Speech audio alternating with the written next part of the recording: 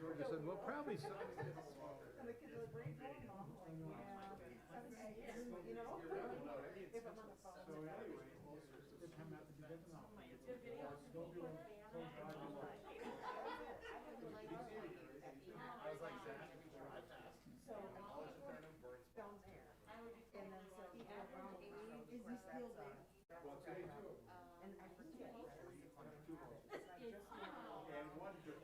I don't need to know any of the people. I everybody else.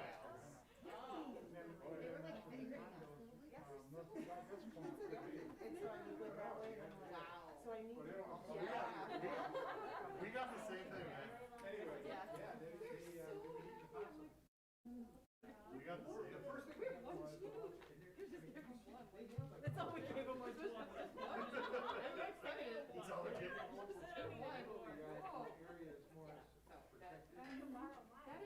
It's not directly under some trees, it's sort of under some trees, and anyway, and that's where he's been eating it, and then the other one came along and today. I wonder if there's a nest.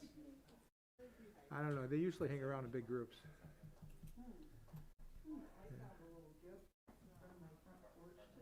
Yeah, a snake, oh. Huh. Yeah, what would be eating a snake? Interesting question. Cats don't eat snakes. They hate snakes, but they won't. I don't think they eat them. They eat chipmunks. Yeah, my cat. And birds. Well, not. Squirrels, birds. My cat is 10 years old. I think he's caught 2 birds. What he eats basically is chipmunks. He loves chipmunks. Oh yeah. Mine was birds and baby rabbits. Mine was Baby rabbits in the season. Yeah, Yeah. and sometimes baby squirrels. Yeah. It's all good. And mice. Yeah, we don't get many mice anymore. Voles sometimes. Those outdoor mice, they're called voles. Mine would go to the neighbor's pond and get mice and bring it home Oh. and wait for us to come home and show us that he caught it. Oh, yeah. And then he'd eat it. And he would only eat the rabbits' heads. So we would They have all to eat go the out heads. with a shovel Yeah. and take the body and put it in the green. They all eat the heads. I don't know if that's the right thing to do. I asked the vet about that eating the heads, and she said, actually, eating the head is the healthiest thing because it's got all kinds of nutrients stuff, and it doesn't have any Brains. worms Oh, or that's true. it doesn't have any parasites. That's right. So they usually eat the head first. Okay. Yeah. Right, because the body, the liver, and all that could have something in it. In the stomach. Well, ours will eventually, if you don't pick it up right away. I mean, we always find them headless, Ours but if we don't left it- dispose of them right away, a day or so later it'll be gone. I don't know if it's him or some other animal, comes, Okay. you know. It'll be a tail left. Ours would leave it for. Oh, okay. Oh, yeah, you're right. Thank you. Animals. All right.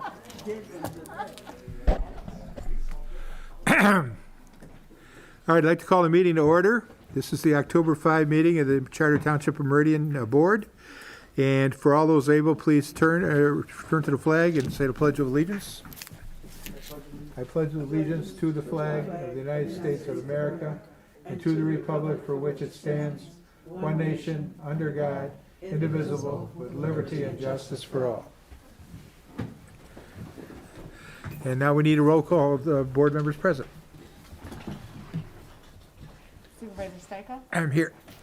Clerk Guthrie is here. Treasurer DeShane? Trustee Jackson? Here. Trustee Offimer? Trustee Sunland? And Trustee Wazinski? Here. All board members are present. Okay. We have a presentation today. It's the introduction of a new full-time paramedic firefighter and a new part-time paramedic. Yes, and I'll start with the part-time, and I'll explain why our full-timer is not able to make it. But this is Anne Marie. Anne Marie currently works in Dimondale. She came to us a few months ago, went through the process, and really fit the criteria we're looking for in a good employee for now and for the future. She's going to work part-time for us, and we're going to send her to fire training come end of this month. And then our goal, once she gets through that, is to have her start full-time in June. So this is Anne Marie. Hi, I'm Anne Marie. Jump right up here. I just wanted to thank you all for the opportunity to go to fire school and work part-time and then hopefully have a full-time position open next year for me after I finish. So thank you all very much for that opportunity.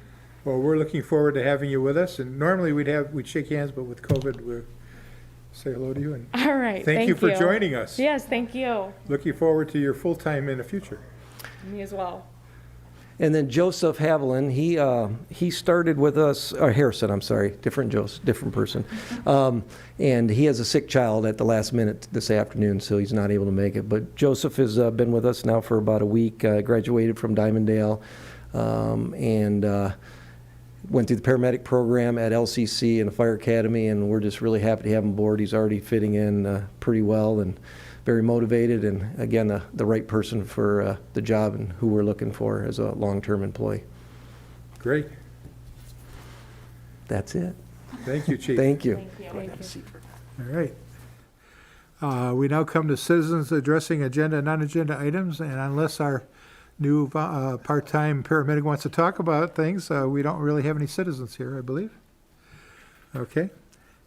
We will now move on to the Township Manager's Report. Thank you, Supervisor. Just a few things going on. We are wrapping up the local road program. We've ran into some issues in a couple of streets. We continue to work on those. One of those is going to require a meeting of the minds Thursday night with the neighborhood out on the street. The marketplace continues to be very successful for us. Huge crowds at the farmers market, and we've added Wednesday music to that group. The police department continues to move along in a good fashion, as long as the fire department as well. One of the challenges that we're having with the police department right now is some issues with catalytic converters in communities. And otherwise, things are moving along pretty well at the township. No big issues at this time. So that's it. Could you elaborate on the catalytic converter issue? Sure. You kind of threw that out there, It's just Yeah, well, I mean, people are removing catalytic converters from parked cars. So, okay. yeah, something that's happening in a number of jurisdictions right now, and we're working with some of the neighborhood leaders in the police department to help stem that. So, yeah. It's actually a problem that's been around for a long time, on and off. And I think with the rare earths issue, it's become even more prevalent. Yeah, I would point out one of the other main things going on is our healthcare coalition work and all of that, but we're going to get into that later on in the agenda with healthcare costs and all that, so I'll pass over that at this time. Okay. Board member reports of activities and announcements. Trustee Opsmer. I actually just had a question for the manager on that. Okay, I'm sorry, I didn't ask. Go Did you ahead. say that Cadillac converter issue was residential, business, or a combination? From what I've read, I don't know. I know Captain Grillo is here this evening, and he could probably expound on that more. But I believe it's more residential from what I read. But I just basically read a report on it. Just for context, I was actually working on this issue because we've got a landscape company that reported to me in my day job up in Bath Township that's been dealing with this, but that's a service yard where their trucks are parked overnight. They're coming in, but this was the first I had heard about it here in the township. So just curious. It's kind of a continuing issue. It happened quite a bit throughout the summer. It kind of waxes and wanes as far as how frequently it happens. We do work closely with area detectives, and we share information. It seems like they catch somebody and two more pop up. It's just one of those types of issues. So we work with the scrap yards to determine where they're coming from. Surveillance videos from different businesses. But as far as in Meridian Township, it's mostly residential, but it does happen. Apartment complexes are one of the more popular areas where it happens at, and then sometimes at the businesses overnight. Okay. Thank you, Captain. Yes, sir. Thank you. Okay, now the board member reports of activities or announcements. Yes, Trustee Opsmer. Sure, I'll go first. So we did have a joint meeting of the City of East Lansing and Meridian Township Transportation Commissions last night. Deputy Manager Perry, Director Schmidt, myself, and the captain were present on behalf of Meridian Township and the rest of our Transportation Commission. There was a broad discussion on just transportation-related issues between the two communities, but also the main agenda item of the evening was reconfiguration of the Lake Lansing, Biber, and Tower intersection, so the northwest corner of the township. Essentially, it's difficult to verbally convey this, but any citizens at home that would like to see the prospective plan could certainly reach out to Deputy Manager Perry, and he has those plans. They're also in the meeting packet from the Transportation Commission. But today it operates, we call it a slip lane, when you're in a lane and it basically just makes a curve and it bypasses the intersection, right? So if you're traveling eastbound, you can bypass that whole intersection by being in that right-hand slip lane. Right.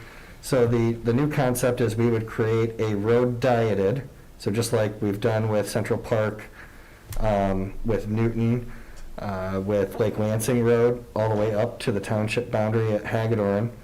We would have 3 lanes, 1 through lane in each direction, and a center right-hand turn lane. And the whole road would be kind of like a slip lane. However, there would be traffic lights in the event that pedestrians needed to cross. And then there's some reconfiguring of the Tower and Biber intersection, and that would function kind of as its own intersection due to the traffic volume being greatly diminished. But the whole point of all of that is to enhance pedestrian and bicycle safety. And East Lansing has trails to the southwest, and then we are installing the 10-foot pathway as part of our master plan on the northeast, north of Tower Road, until we hit the township boundary, and that connects to trails on the north end of the city, adjacent to the aquatic center. So there's a lot of trail connectivity going on. It's piecemeal, but it's filling in a huge gap in a trail connection basically on the boundaries. And then, of course, the road commission is involved because it's predominantly their project, and there's a federal safety grant that was secured to make the intersection enhancements possible. The county itself does not have the funding to do so. Overall, I would say sentiments from the township were positive. There was some concern about keeping the north-south pedestrian crosswalk on Birch Row intact and keeping it in there, and then also making sure that there's one crosswalk that the road commission would like to see taken out across that slip road. But I would say the Transportation Commission overall favored keeping that crosswalk, and it is in the current tentative plan. So I'd say that's about the best overview I can give verbally of a pretty complex intersection. And if anybody wants to take a look at it, I do think the Road Commission did a pretty good job of capturing input from both East Lansing, Meridian Township, and the Bicycle Association has been active on this as well. Thank you. Okay. Other board members? Oh, yes, Trustee Jackson. Yes, I would just report that I attended the Michigan Municipal League annual conference Wednesday through Friday, I believe, of last week. I was joined, of course, by Clerk Guthrie and Trustee Sunderland, as well as Mr. Walsh, I believe. I'm not sure I saw anyone else from the township there at the meeting. I also attended a special meeting for the Tri-County Regional Planning Commission, where we approved the 2022 budget for that organization, and certain amendments to the regional TIP program. Very good. I also attended the DDA meeting this morning as well. All right. Others? Ms. Wazinski. Want to thank Manager Walsh and Director Madison for the Wetland Education Campaign funding. Let you know that we've had our third meeting with all of the expertise from Brandy Yates to help us get a plan together for what and how we're going to address this very complex issue, and making sure that we can get the information out to the residents as well as contractors and some other stakeholders developers that do contribute to the integrity of the wetlands. So I want to thank you for that, and we're working hard. That is complex. Others? Yes, Treasurer. Thank you, Supervisor. Over the past 2 weeks, I have attended the Michigan Municipal Treasurers Annual Conference in Kalamazoo. This past Monday, with Trustee Jackson and Manager Walsh, attended the DDA meeting held in this room. In this same room, this coming Thursday, will be the Economic Development Corporation October meeting right here, and the first time they've met in a couple of months. And regarding the Marketplace in the Green, found out that the Hazlitt High School homecoming dance was held there this past weekend. And what an innovative use of that space and a way to hold that dance in an era of COVID, the COVID pandemic, and apparently was a huge success. So it's a real tribute to our Parks Department staff and all that made that happen for the high school. That's my report. Thank you. Yeah, the other one we give credit to are the weather people, because I saw that they were having that, and I thought to myself, what a wonderful idea if it doesn't rain, and it turned out perfect. So, yeah. Others? Clerk? Thank you, Supervisor Stajka. I too attended the MML conference. I want to thank the manager for bringing it to our attention. It was a very, very good conference. I think the two biggest takeaways I had from that was, one, Frank introduced me to an AT&T person, brought him over and said, I know who can talk to you about these geeky rights of way stuff and wires and telecom stuff. And so he and I actually ended up talking for about an hour. So I was in complete heaven. I really enjoyed that. And then two, there were some really good equity sessions that I attended. And so I had a lot of takeaways from those equity sessions. And I know Trustee Sunland and I both attended a bus tour of some of the downtown areas and some innovative things that they've done with solar. And so I know that we're, in looking at what they're doing in Grand Rapids, I know that Meridian Township, the manager and the deputy manager leading an excellent and doing an excellent job on that. So it was a very good conference. I appreciate being there. Oh, and let's see, we have a communications meeting tomorrow. I think they expressed wanting to continue with the Prime Meridian magazine in the community. And we wrapped up our National Voter Registration Month. And while there wasn't a ton of people, I think we did have good presence at the marketplace. And we did have people register, and we did have some people submit election inspector applications. And we had one person utilize our curbside voter registration here at the township. So that was pretty exciting, and so I look forward to doing more of those kinds of things. Well, one person is a little bit of a dry run, I guess. Oh, yeah, that's right. All right. I'll take it. And others? Ms. Sunland? I'll just add to, I attended the Michigan Municipal League, and yes, the main topics seemed to be diversity and inclusion was like the theme. I don't know, it wasn't an official theme, but it seemed to be in a theme of the whole conference, and just exploring that from all angles. I thought it was, it was a good conference. Mm-hmm. I'll mention that I attended the Corridor Improvement Authority meeting, and the Corridor Improvement Authority has worked with getting the Michigan Department of Transportation, as they redo Grand River, to add some crosswalks, and there's going to be one of them located across somewhere between, I won't say exactly where, but it's between the Okemos and the Marsh intersections of Grand River, so, across from Meyer generally. And then two of them on further to the west, down towards where we have businesses like Playmakers and others. And then there's that student apartment area. There'll be one down at that end.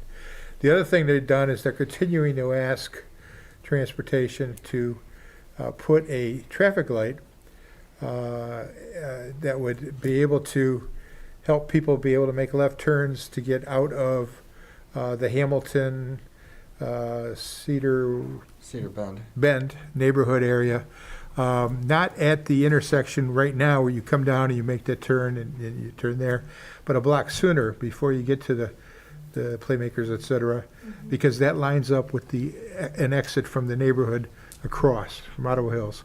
And if we could put one there, that would facilitate leaving that neighborhood with left turns as well as from the Hamilton area. So they've been resistant, but we're continuing to ask at the CIA. So the other thing I attended along with Trustee Jackson and our manager was a meeting with MSU's president, something that we do, I don't know, once in a while. It used to be more frequently than it is recently, but President Stanley is always very informative, along with some of his staff, Kathy Wilbur and Janet Lilly, and we told her about things happening in the township. They told us about things happening on campus, and I thought it was a very worthwhile session.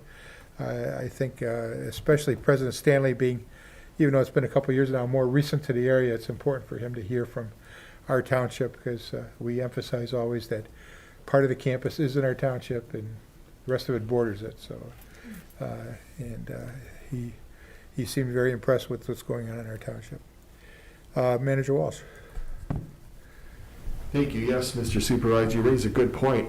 We sure had the President Stanley's attention when we told him about there being 1,760 communities in Michigan, and Meridian Township being ranked #1 as the place to live by Newsweek magazine. That drew his actually applause on the Zoom meeting, if I recall.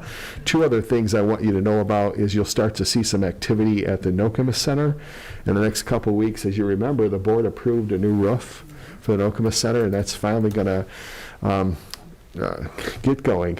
We expect in the next 2 to 3 weeks the project to get started. And one other thing, you did receive a correspondence from the Communications Commission regarding the Prime Meridian magazine. I'm not sure how that all started, because the Prime Meridian magazine has been in the budget, it's always been in the budget, and continues to be in the budget. It's planned for one edition in 2022, and that'll occur in January. It'll be lengthy, and it'll focus on primarily the goals and objectives of the board. Once you set those in December, the 2022 goes out immediately in January, explaining where the township's vision's at, along with all the information from the Parks Department and that. So that's what's being planned by the Communications Department. Thank you. Thank you. All right, any other reports? If not, we'll move on to the approval of the agenda. Need a motion? Trustee Jackson? I move approval of the agenda as written. Support. Supported by Trustee Wazinski. All those in favor say aye. Aye. Any opposed? Okay, we have an agenda. First, we come to the consent agenda, and it has 3 categories of items: communications, the minutes of the September 21 regular meeting, and then lastly, the bills. Is there a motion? Treasurer? I move to approve the consent agenda as presented. Is there support? Support. Supported by Trustee Epsimer. We need a roll call because of the bills. Clerk Guthrie votes yes. Treasurer DeShane? Yes. Trustee Jackson? Yes. Trustee Epsimer? Yes. Trustee Sumlin? Yes. Trustee Wazinski? Yes. And Supervisor Steichel? Yes. Motion carries 7-0. No attorney here at this time. We'll be here later for a closed session. Hearings, we have none today. We do have our action items. We have several. And number 1 on the action item list is the IT assessment proposal. And it looks like we have Mr. Perry up there. Good evening, Supervisor, members of the board. Eating my mask here, apologies. I can do this. As the managers mentioned several times, our IT infrastructure is in need of a comprehensive review. I think everyone's probably in this room has experienced some issues with it. Our IT department does an excellent job of managing the system that we have. The problem is the system that we have needs to be upgraded.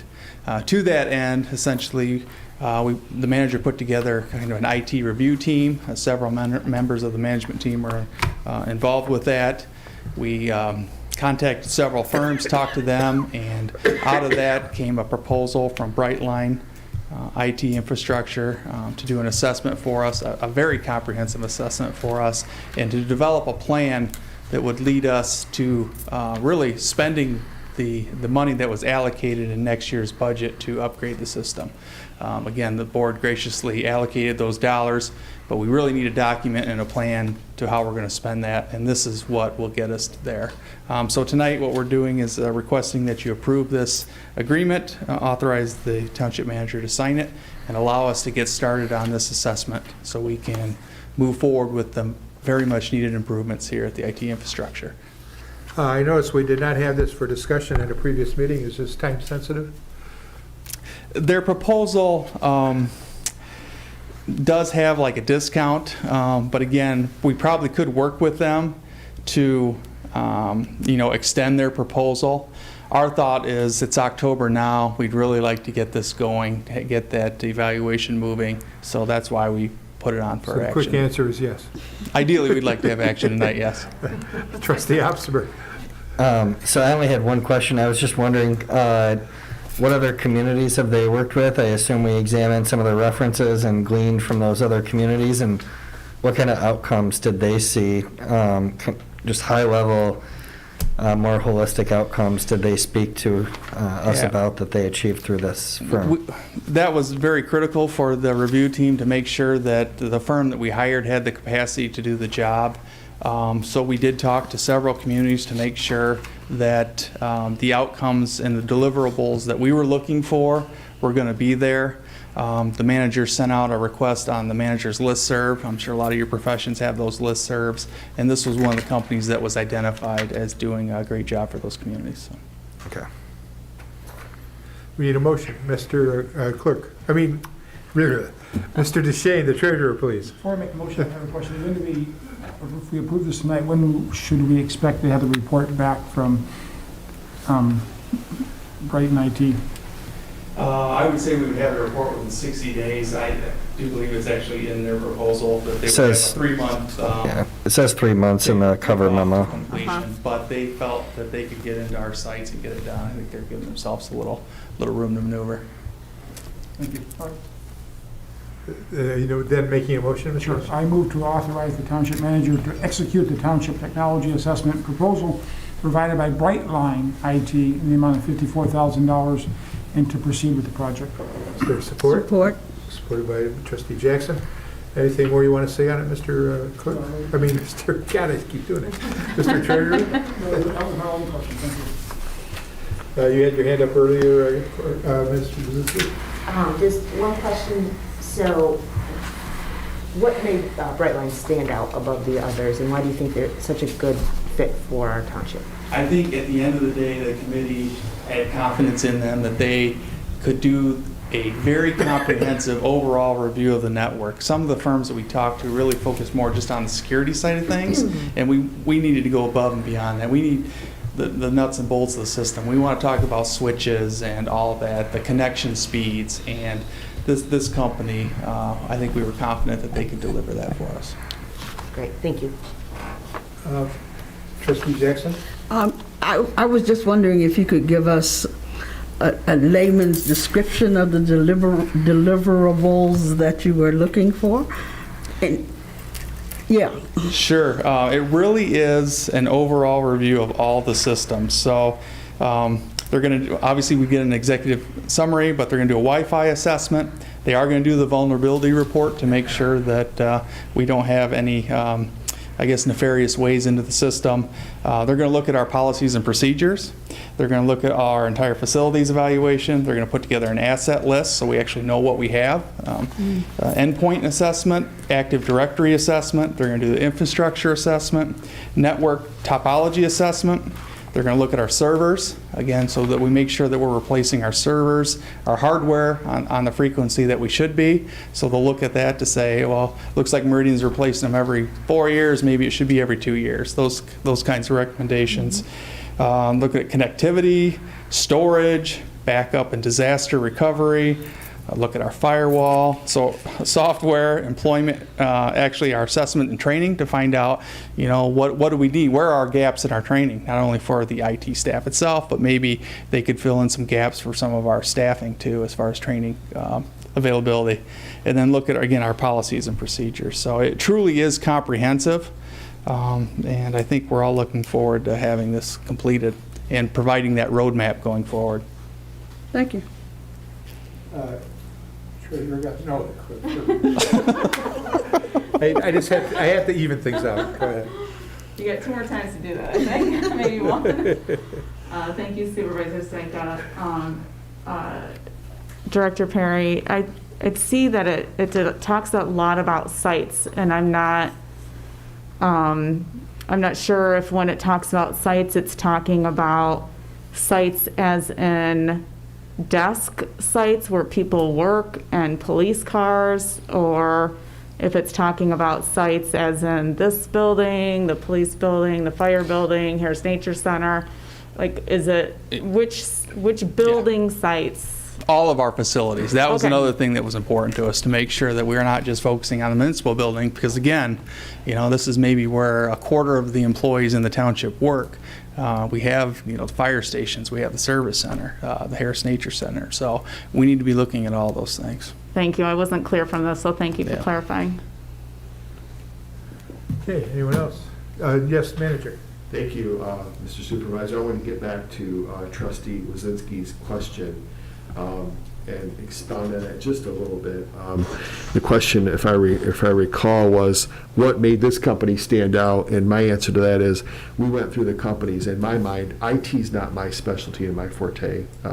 I've experienced in some other areas, but this is not one of the things I'd rank high.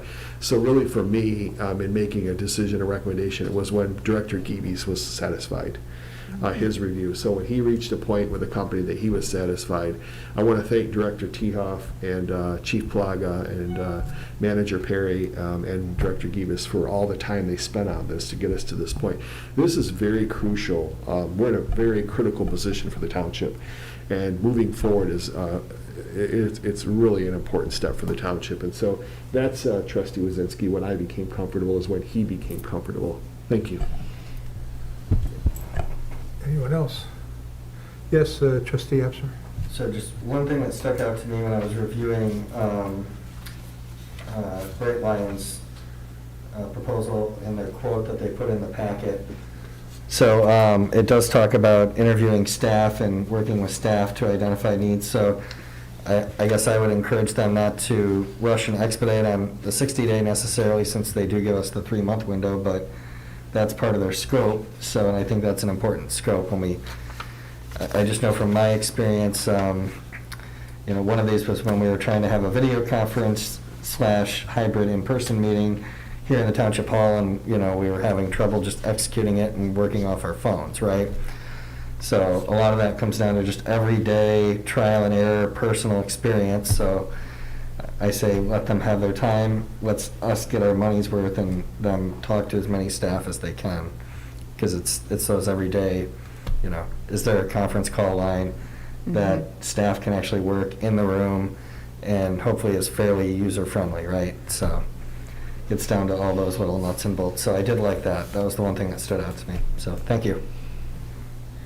I think we still need a motion on this, don't we? No, it's moved and seconded. Okay, we've gone on a while. Okay, that's right. Okay, then we need a vote. Roll call. Yes. All right. Treasurer DeShane? Yes. Trustee Jackson? Yes. Trustee Afsemer? Yes. Trustee Sumlin? Yes. Trustee Wazinski? Yes. Supervisor Stajka? Yes. And Clerk Guthrie votes yes. Motion carries 7-0. Thank you. All right, thank you. Thank you, Mr. Perry. All right, we now come on to item 12B, which is the 2021 Halloween hours. I note that we still don't have anything from our state or county health departments with regard to any recommendations for the kind of ways of trick-or-treating this year, but we can certainly set the hours. And I see that our captain is up there. Yes, sir. I believe Chief Plogmeat told me to relay to you guys that we are doing Halloween as we have pretty much every other year. 6 p.m. to 8 p.m. is the plan for the 31st. Okay. And so your officers will be out there making sure our little ones are... As always, sir, yes. Sir, very good, thank you. Trustee Opsimer. I move to authorize trick-or-treating on Sunday, October 31st, 2021, from 6 to 8 p.m. Support. Supported by Trustee Jackson. Yes, Ms. Wozinski. I'm not sure if this is for Captain or maybe Manager Walsh, but do we have any events that we're, as a township, holding that would congregate a crowd? So do we have any Halloween events happening? The police department is planning on holding our normal Halloween open house on the 30th. We do have some measures in place this year. In the past, we've had the building completely packed, the lobby packed. We don't want that this year. So we have an Eventbrite event set up for that so that families can sign up for specific times. We're limiting groups to 6 people in a group. And they're leaving about 10 minutes in between each group so that we don't have the congregation that we normally have. We're going to have less people coming through because of that, and it's going to be first come, first serve, but there is a plan in place to make sure that we don't have big crowds. Excellent. And just to confirm, all of our township buildings, you have to wear a mask, correct? Yes, ma'am. Yep. So all of those protocols will be in place. Everybody will be screened before they can come in. Excellent. Thank you. Yes, ma'am. Appreciate that. Do we know whether fire is doing something similar or not? I'm not sure. Okay. All right, anyone else? Then we will vote. All those in favor of the motion to set Halloween hours from 6 to 8 on October 31st, say aye. Aye. Any opposed? We have Halloween hours. And once we get more information from the health departments, we will put out through our media section that information. Okay, we come to disbursement of 2022 healthcare health savings accounts. And do we have someone want to call on for that? Mr. Manager Walsh. Right. Thank you. So back in 2011, the state passed PA 152, which established a hard cap. And that hard cap is the ceiling for the amount that an employer may pay for employee health care. And that's been in place for 10 years. Ever since that point, Meridian Township's cost for health care have fallen below the hard cap. So therefore, there's whatever you would call that, the surplus, the amount that's left over. And in the past practices of the township would take those funds and provide those, although there's no requirement to do so. We would take that, we would divide it up by the number of employees, single, 2-person family, and provide that in a form of an HSA payment. It is in our union contracts that if there's an HSA, again, that's up to, well, in the past it's been up to the administration, but I'm just not comfortable when we're talking about a couple $100,000 that it not be a policy decision by the board, and that's why it's here. And as long as I'm the manager here, it's always going to be in front of the board from this point forward, because we've just been making a decision unilaterally in a couple of offices. Oh, well, this is what we'll do with it. And we just feel it's more appropriate to bring it to the board. So that answers the question of why it's here tonight and why it hasn't been in the past. It's probably been it has been an oversight on my part, no one else's, that we haven't brought it to the board. So it's been around for 10 years. We've always taken the funds and returned them to the team. The question before you is, do you want to continue that past practice? And if you do, are you comfortable in doing that in the amount? I think the amount that we're under the hard cap is around $233,000, I believe, in that area. The hard cap this year is $1.6 million, and our total health care is coming in about $1.455. Keep in mind, though, that does not include dental and optical cost, and it does not include our opt-out. So if an employee chooses not to take health care, doesn't want us to spend $19,000 on them, they graciously take $4,500 in exchange for that. And so we give that employee $4,500, but the employee who wants health care, we spend $19,000. So the opt-out's not included in that. The opt-out is approximately roughly 60 employees, it's about a couple hundred, just short of a couple $100,000. So if you add in the cost of the hard cap and the cost of dental and optical and the cost of medical at 1.4, it's just over 1.9 million, close to $2 million for our total health care cost. Right now, we pay the full premium for all employees for health care. And so the question before you tonight is, there's this amount that's left over is about $230,000. We're comfortable in recommending approximately $202,000 of that. The board could say, it's up to you. I mean, the option to you is like, whatever the amount is, and we don't know the exact amount yet. That could fluctuate by $5,000, $8,000, $10,000 because it's based on experience, right, of all of our medical costs. So that number could fluctuate. The question before you tonight is, do you want to provide 100% of that? But understand, if you do that, there will be additional costs, and I'll tell you why. If Jane leaves on, collects her payment in January, and Jane decides to leave in February, and we hire Joe to replace Jane, we've got to pay Joe for that corrected amount until July. So there's additional cost every time there's a change in employment. So I can't tell you what that would be. An estimate would be, well, we ask our third-party healthcare provider what a good number for that would be, and they thought about $15,000. So the question before you tonight is, first of all, do you want to continue with past practice and providing that to the in a form of an HSA? And if you do you want to provide the entire amount, whatever that X is, that amount? It'll be around $230,000. Or do you want to provide it, but you want to retain $15,000 of that to provide for that employee turnover that will occur in 2022. And the payments will end up being roughly around $2,200, $2,100, right in there for a person with a two-person or family coverage, and our deductible is $2,800. So if you take a look at the total cost for health care for the township, it's roughly about $19,000, and the total amount that could be out of pocket for an employee for a family that uses a whole deductible would be about $600 would be the total amount they would pay. So the township pays $19,000 and the employee pays about $600. That's how the Meridian Township pays for medical, dental, optical, and the opt-out. So that's what we have for you this evening, and we really, again, have this on for action because we need to know this number, because then we go to our healthcare coalition and share this information with them, which is a member from each of our unions, and then our non-union employees get together. We have a health coalition group, and then we need to move into getting people signed up for 2022.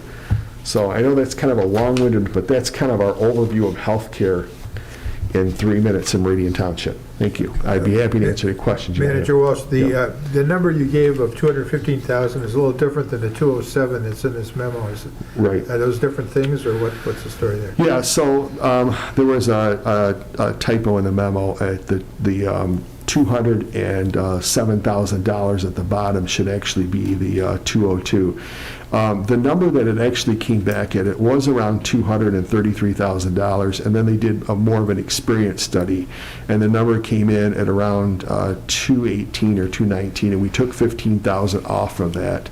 So the amount is basically, do you want to give 100% of what's left over? And that number could be 218, 219, 230. We don't know because we don't have the full experience study done.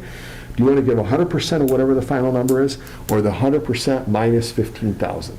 That's the question for you. Right now, the proposed motion is written in a form for a dollar amount.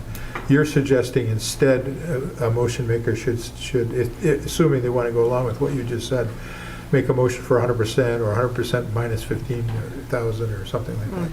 Right, and I wish I had, yes, the answer is yes. Okay. Board members, I need a motion. Mr. Opsmer. I move to authorize $217,710 in healthcare savings be passed on to the team in the form of health savings account allocations for the 2022 calendar year. Support. Okay, supported by Clerk Guthrie. And so if I'm, just to clarify, to make sure my math is right, I took the 202,710, and I put the 15 on just because we're making an appropriation or an allocation. There's no requirement that all of it be allocated, but that would be the full amount, correct? Based on our current actuarials for this? That's correct. Right. Your motion would provide right now, our best guess is 100%. Now, if it comes in, it gets tricky, but if it comes in, if the number actually ends up being, Trustee Opsimer, left over is 214,800, my guess is you want us to provide the 214,800. You want us to provide 100% of whatever that number is. What's left over, 100%, there's no retainage. It's basically what your motion is saying. That is my intent, is let's allocate the full amount that we're under the cap, however that shakes out once we have actual versus estimates.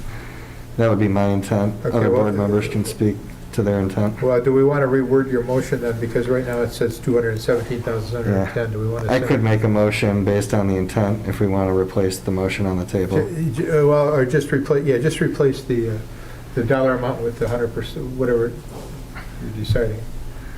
I move to authorize the township manager to allocate 100% of the amount under the hard cap in healthcare savings be passed on to the team in the form of health savings account allocations for the 2022 calendar year. And that's minus the 15,000? I'll leave that discretionary for the,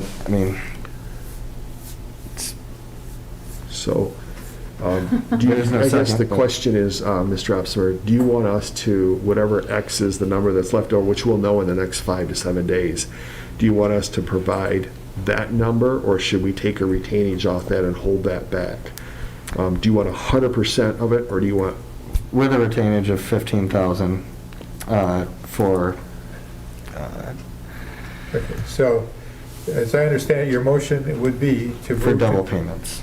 move to authorize 100% less 15,000 and healthcare savings be passed on to the team, et cetera, et cetera, et cetera. Yes, although that 15,000 in part ends up getting passed along to the team anyway, so it's a matter of interpretation, so, but yes. If you'd like, I can read the motion one more time. I think Ms. Guthrie would probably appreciate Yes. that. Okay. So I move to authorize 100% in healthcare savings be passed on to the team with an amount in the sum of 15,000 being retained for staff turnover in the form of health savings account allocations for the 2022 calendar year. How's that? And then, are you still seconding it, Ms. Guthrie? Yes, second. All right, now that we've got that difficult thing straightened out, Mr. Opsimer. So first, I just want to say thank you to the township manager for bringing this to us, and obviously this was before an ad hoc subcommittee of the board last year, Trustee Jackson and Supervisor Stika being the other ad hoc committee members, along with myself, and then some of our department heads within the M team and Manager Walsh. So the intent here all along, which I love the premise and I love the intent, we're trying to cover, at least to the extent that state law allows us, deductible payments. And we do have, a reasonable, there is a significant deductible for those that need the healthcare services. So we're trying to cover that, and we're getting near 100% payment or coverage for our employees, because we do cover 100% of the premium. And I do acknowledge that a lot of employers have gone to an 80-20 arrangement on premiums. Some in the private sector probably require more than 20%. But even state employees are going more to an 80-20 rule on the premium payment. So we are still in very good standing on covering 100% of the premium. My only thought on this policy, and I've talked to the manager about this, we've spoken together about this, and I'm just going to put it out there for other board members to consider. So if our intent is to help employees of the township and their dependents on their health coverage pay down their deductible, we do have, right now it's a policy, and it's actually a policy in the collective bargaining agreements, as Manager Walsh noted, where we pay out biannually, so we pay out in January and July. So for the vast majority, probably 97%, those payments being staggered over the course of the year works perfectly because most people don't incur that kind of medical bill. You're not going to have a single person incurring, $800 in medical bills in the first, 5 months of the calendar year where they run out of that deposit. But there are some families that will. If you have recurring therapy, whether it's physical therapy, occupational, speech OT, et cetera, or if there's intensive, from my personal experience, if you have family members that are dealing with mental health issues, inpatient hospital stays are very costly. So there are some circumstances where we're going to see employees that have, they're going to burn through that first payment, then go out of pocket, and then they'll get that second deposit in July, but they'll have had to pay out of pocket, and they have that. It's there for medical, for co-pays and for, some medical supplies that you purchase over the counter, prescription medications, other things that you might incur throughout the year, but it didn't help them pay their deductible. So my only thought is that we look at that and consider just doing the payment in January. The downside to the manager's point would be it might cost us an additional like $5,000 a year where you have an employee leave prior to July and they take that full payment with them instead of half the payment. At the same time, they might leave right after the second payment today in July, and we're still basically out the same amount, but our proration is reduced for that new employee. So there could be a modest fiscal impact, but so there's a pro and a con like anything. It would mean a lot to probably a few families, not many overall, and it would benefit a few that might take advantage of the policy. So those are the pros and cons as I see it, but it's just one thought because I've seen that through personal experience. I know my household would blow through the deductible amount in anywhere from a month and a half to 2 months. So Well, that's all I have. that's possibly a second motion that could be made after we're dealing with the first motion. At this point, anything more on the motion that's on the table? Let's have a roll call vote on the motion on the table, which is for the full amount minus the 15,000. Trustee Jackson? Yes. Trustee Officer? Yes. Trustee Sunland? Yes. Trustee Wazinski? Yes. Supervisor Stichel? Yes. Clerk Guthrie votes yes. Treasurer Duchesne? Yes. Motion carries 7-0. Did you have another motion you wanted to make, or is that just something you wanted to put in front of the manager at this point? I was just seeing if other board members had any other thoughts or input on it, but I'm happy to make a motion, but Well, Mr. not looking Duchesne to has press his the hand issue, up. and I'd like the manager to weigh in as well. Well, we have Mr. Duchesne next. And my question would be for the manager, do we have the discretion for a family that Trustee Appleton described that went through their whole deductible to provide the second half of it earlier in the year if the family or employee had requested it? That's a good question, and I've given some thought to that because Trustee Obstler raised that question yesterday.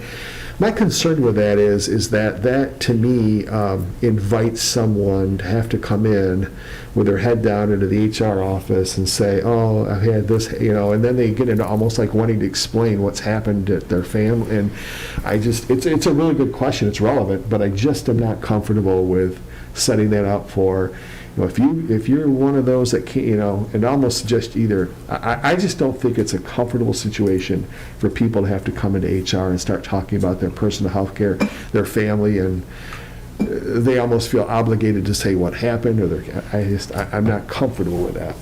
I'd rather, if you're going to do it, if that's something the board chooses to do, I'd rather you just do it and not set up where someone might be treated differently than others. Let me ask you, right now, you said it's in our bargaining agreements, that it's done in 2 payments. Would we have to do something with regard to the unions then, to change it to once a year?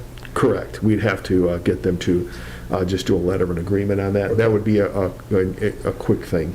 Okay. With that fee, oh, Ms. Wazinski? Just a couple questions. You did go through that very fast. You've clearly done your research. But can you remind me what the deductible is, Manager Walsh? Sure, yeah. So the deductible for a single, I believe, is $800, and the family or two-person coverage is $2,800, I believe.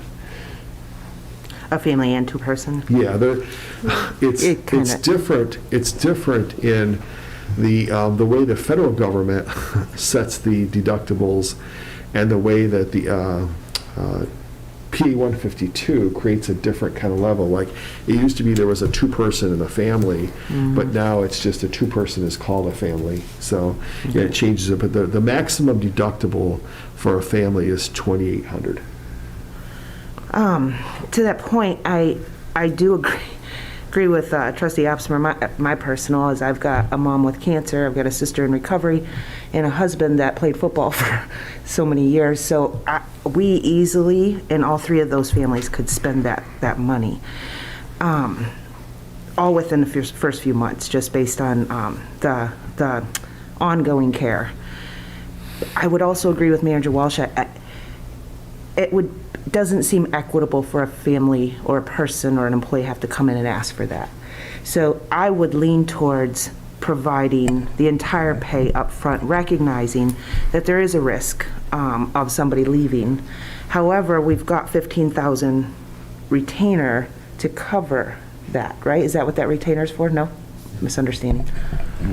The 15, well, it's confusing. I mean, when you take a look, you're talking about $2 million in HSA and deductibles and all that. It's very confusing. I'm probably confusing you trying to explain it. But the $15,000 set aside is for an HSA amount for someone who comes and goes. Like, for instance, if you have an employee that comes in January and they leave, and then you have to pay for theirs. This is different.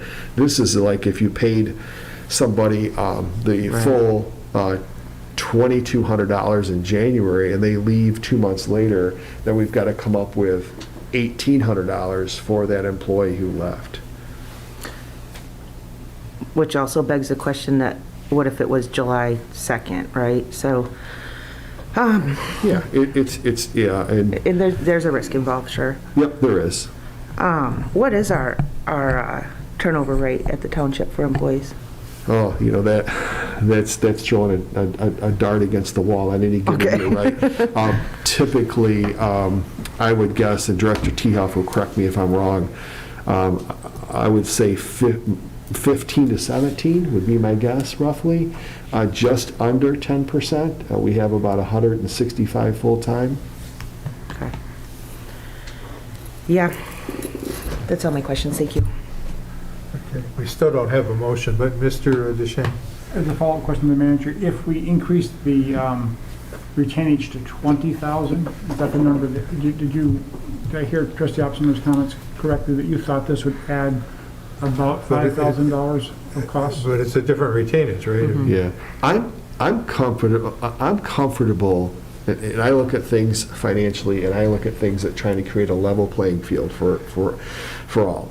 We have 7 unions, we have non-union, trying to create a level playing field. It's very difficult, but I'm comfortable financially. You know, we were sitting at this table 8 or 9 years ago when our fund balance was $5.2 million, and now it's over $8 million. So, and we've paid off our retiree health care. We've paid off our township pension. So if the board decides that they want to do this in one payment, I'm comfortable with it. And regardless of the motion that's already been approved, it's the $15,000. I'm comfortable if you want to make this in one payment. All right, so I'll entertain a motion. Mr. Opsmer. I would move to authorize that the payment schedule be moved from biannually to once annually in the month of January. Support. Okay, supported by Wazinski. Any need for we've had a lot of discussion. Any further discussion? Ms. Jackson. This is just a clarifying question for me. So the HSA, as you call it, the health savings account, is where this overage goes, allotted per employee. I see. And that's where you go to take it out twice a year or once a year. Okay. Mr. Absmer. And just for context, so like my place of employment, my employer puts nothing in. So, but I have the option of putting in money pre-tax. Right. And then I can use that. You can actually buy anything from toiletries. So it gets as broad as toilet paper up to, certain other things that you would use in the bathroom, but prescription medications, copays.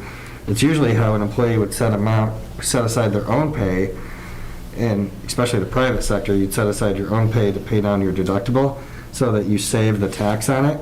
So the way that we're using it is innovative in that regard. I don't know, I'm sure there's other places doing it. I'm sure it's not like the only place, but it is fairly unique and innovative. We do that here. Yeah. Yeah. No, yeah. Well, I was saying us putting money in for the employee to cover the deductible, because usually it's, yeah, you can set it up on your own if you want as an employee, but you have to put your own payroll check in. And yes, our employees can still put money in, but for some that may not spend their whole deductible down on an annual basis, they can use any remaining balance to buy some of those other, things that are eligible. Right. Does that make sense? It's a way to buy certain essential goods tax-free, and that's a state policy, because we don't tax groceries. If you want to buy processed food, if you want to go buy prepared food at McDonald's, you pay sales tax. If you go buy produce or other groceries at Meijer, you won't pay sales tax. So we do have a long-standing practice of trying not to tax essential commodities in Michigan. Ms. Guthrie. Thank you, Supervisor Sypha. I just have a clarifying question for the manager. Did you say that the opt-out that employees take is not included in the hard cap? Correct. Okay. Where does that come from? It comes from, so we budget, the finance office budgets up to the hard cap. Okay, so whatever the hard cap is, the number of employees. So for instance, if you look at our budget for healthcare, it might be 1.9 million. So that includes the medical, dental, and optical. And so in there, and this was a question that came up just this week, so your question is relevant. Well, where's the HSA amount? Well, the HSA amount is included in there because we budget to the hard cap. So the hard cap is all cost plus the HSA. I believe, and Director Madison, correct me if I'm wrong, I believe that the opt-out is not included in there, but it's budgeted separately in the different budgets, in the different accounts with the hard, yeah. So the 4,500, let's say for instance, 2 people in the clerk's office don't take health care, this is just a for instance, don't take health care, then that $9,000 would be a line item in the budget under health care. So there's a healthcare number. Her job is to look at all 165 employees in every healthcare line in the police department. 32 of them take healthcare. Okay, 32 times the 19,000. 8 of them don't. 8 times 4,500. There's your healthcare number. It's all in the same line item in the budget. I believe no, different line item for opt-out. Yeah, there's actually a separate line item in the budget for the opt-out, the 4,500. Okay, all right. And that doesn't, sorry. That was all my questions. Thank you. I just wanted to clarify. I didn't think I heard that correctly. Did you have a point, Mr. Absmer? Just one other clarifier to that point, because the opt-out doesn't count towards, opt-out payments in aggregate don't count towards the hard cap, because it's just basically payroll tax, or basically payroll to the employee. Legally, it's not health care at that point. Correct. So it's not a calculation in the hard cap total. Correct. Thank you. You're welcome. Trustee Jackson. I have just one more question. I'm confused about what year we're making this decision for, because in your memo, you talk about a particular hard cap of $1.6 million for 2021 and through 2022. So that's for 2 years. Okay, and so this decision that we're making tonight applies for both years? No, the decision you're making for tonight, this is, right now, we're setting numbers based on experience for 2022. In September, October, November of each year, we meet with our healthcare providers, they provide our numbers. The state comes down with a hard cap number, and that's for 2022. So what's before us tonight, right now, if everything gets approved, is in January, the HSA amounts would be provided for the entire year at one time in 2022. These numbers here, the 1.658, does not include medical or dental, which bumps that up to about 1.9, does not include the opt-out at about $180,000. So you're at 2 million or 2.1 total health care, including opt-out. And the healthcare cost right now is 1.45 once you add in the dental and optical and all that. Does that answer your question? Mostly, yes. Okay. I'm still a little confused by the statement that the total healthcare cost for 2022 would be approximately 2 million too. Okay, so that includes the 1.455, which is medical only, and adding on the dental and optical, and the opt-out. The opt-out, which is about 180,000. You add those three to the 1.455, and you get 2.2 million. Gotcha. Thank you. You're welcome. Are we all set now? Ms. Guthrie? I just have, I don't know if it's clarifying. Is it okay for Treasurer DeShane and myself to vote on something that we could potentially have a benefit for, since we are the two township board members who could benefit? I don't know if that's... You could raise the potential conflict of interest, and then the board can decide whether or not we think you have one or not, or one that we're worried about, I guess. Another way of putting it. I guess I'm raising it since I'm asking. I'm not really sure what's been done in the past, if Does that's been raised in the anybody want to past. make a motion to exclude the treasurer and the clerk from this vote? Or are we satisfied that they can be impartial on this? Well, we've already taken the first vote on this setting. Well, the yeah, HSA amounts. that's true. This is That's just, true. at this point, all we're voting on is the, but still, is there anybody that has any objection for the record? I see no one. Okay. I'm So you sorry, might note it. I should have brought it up in Well, the first yeah, but motion. note in the minutes that nobody had objection for the prior motion or this one. Okay, thank you. All right, then let's have a vote on changing everything to January instead of two payments. Trustee Opsimer? Yes. Trustee Sunland? Yes. Trustee Wazinski? Yes. Supervisor Stika? Yes. Clerk Guthrie? Yes. Treasurer DeShane? Yes. Trustee Jackson? Yes. Motion carries 7-0.